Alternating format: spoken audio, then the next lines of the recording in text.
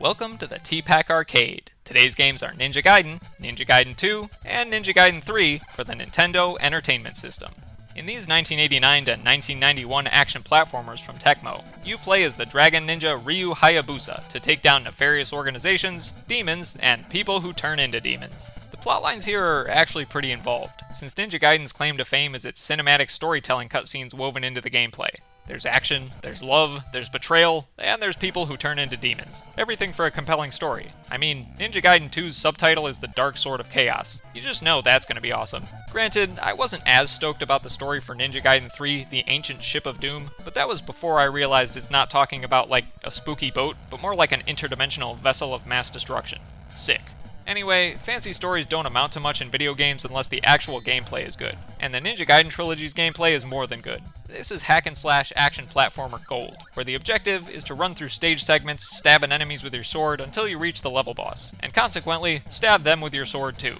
To go with the cinematic theme, each level is called an act, and presents cutscene bookends to introduce new characters and settings and story developments. It's engaging, and a nice breather between hectic sword stabbing. You've got more than just a sword at your disposal though. Bonus items give you special ninja powers, like boomerang ninja stars, upward fire blasts, downward fire blasts, and fire shields. Basically, whenever you aren't cutting something up, you're setting it on fire, and I wouldn't have it any other way. But you do have to rein in your arsonist tendencies a little bit, since special ninja powers drain your spirit strength, and you need spirit pickups to replenish that. Another notable skill in your arsenal is Ninja Gaiden's famous wall jump. Ryu can cling to walls and spring between them to traverse levels. It's a tricky mechanic to get used to, especially in the first game where you can easily get stuck in place while enemies gang up on you. But Ninja Gaiden 2 and 3 are generous enough to let you climb up and down every wall for a bit more maneuverability. And number 3 even introduces a hanging mechanic where you can grab certain platforms from below. As silly as it sounds, mastering the wall jumps and platform clings legitimately makes me feel like a ninja, and I'm literally sitting here pushing buttons in front of a TV. It's truly a testament to how precise the controls are in these games, which is necessary, because even though this is an action game on the surface, it's really all about routing and timing. Ninja Gaiden forces you to essentially memorize where every enemy appears, figure out how to counterattack, and plan a path of least resistance through each level. And on top of that, you need pixel-perfect movement and frame-perfect timing to pull off your own attacks and ninja acrobatics. Otherwise, you're gonna get hit by a bird. Chances are you're still gonna get hit by a bird, but that's just one of Ninja Gaiden's infamous hallmarks. Birds and bats tend to swoop in and trigger some fatal knockbacks, a mechanic where any impact sends Ryu one space backwards, usually into a bottomless pit of death. Ninja Gaiden 3 is generous enough to only maintain knockback in certain situations, and it even gets rid of the infinite enemy respawns that make the first two games so brutal. But there's always a catch. I never found the level timer to be much of an issue in the first two games, but here, finishing an act on one life before the clock runs out and kills you can be practically impossible on some of the longer stages. The Ninja Gaiden trilogy is, at its core, a cohesive experience the whole way through, but the sequels do make some worthwhile additions to the original formula, namely environmental hazards, like wind that you have to jump with instead of against in order to clear big chasms, pitch black platforms that are only illuminated periodically from lightning in the background, water currents that push you around in underground caves, jet currents that push you around in flying airships, slippery slidey ice that makes you slippery slide all over the place, foreground elements that hide sneaky enemies, quicksand that tries to swallow you whole if you don't keep jumping, rising lava tides that try to burn your precious tootsies, and big ol' spikes that are sick of you going around stabbing everybody else and try to give you a taste of your own medicine.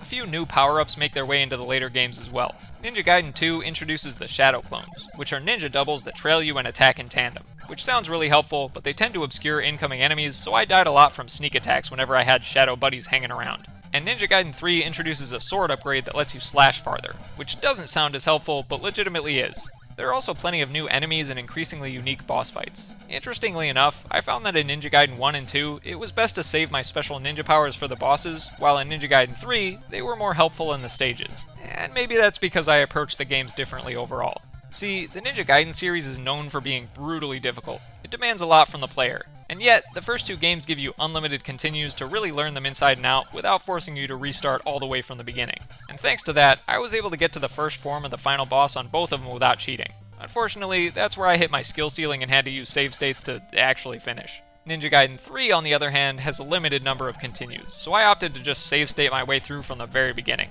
Apparently this isn't the case in the initial Japanese release, so while I do appreciate America's faith in my gaming skills, America severely overestimated me.